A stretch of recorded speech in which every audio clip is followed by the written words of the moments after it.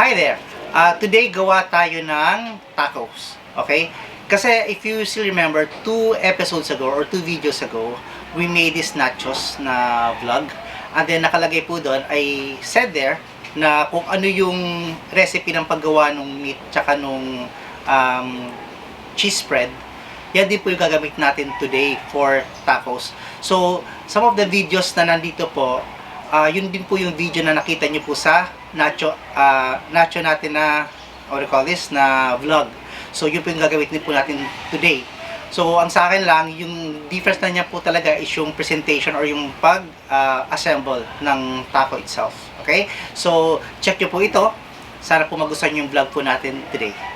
Hi there, Shabu and Showwise. My name is Roland P. Pañares and welcome to my channel.